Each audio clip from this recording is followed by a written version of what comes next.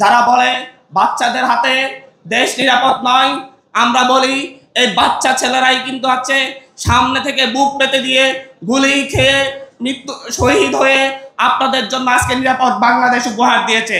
যুবকরা বারবারই রক্ত দেয়, কিন্তু পরবর্তীতে দেশ গঠনে যারা ভূমিকা রাখার কথা বলে তারা যুবকদের বারবারই প্রতারিত করে।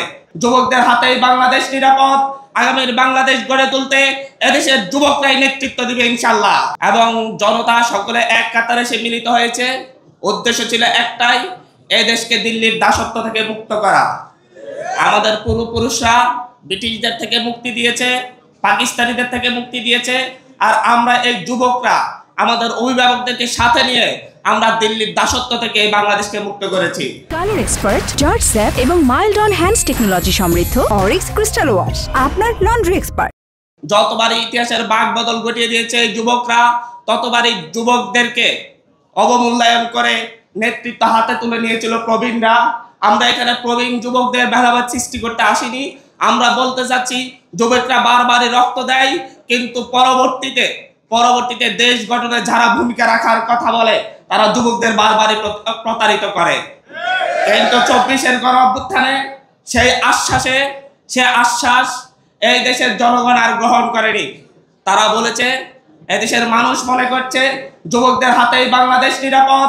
আগামীর বাংলাদেশ গড়ে তুলতে এদেশের যুবকরাই নেতৃত্ব দিবে ইনশাআল্লাহ।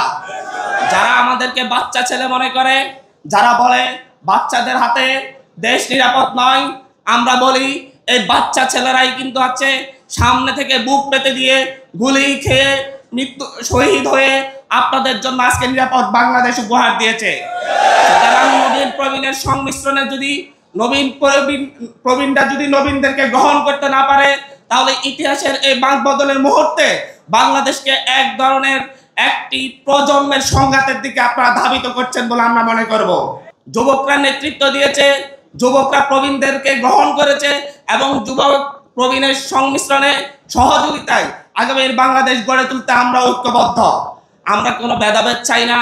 দলমত নির্বিশেষে যারাই অভ্যুত্থানে অংশগ্রহণ করেছে, যারাই একসাথে লড়াই করেছে, প্রত্যেককে সাথে নিয়ে আগামীর বাংলাদেশ গড়তে চাই।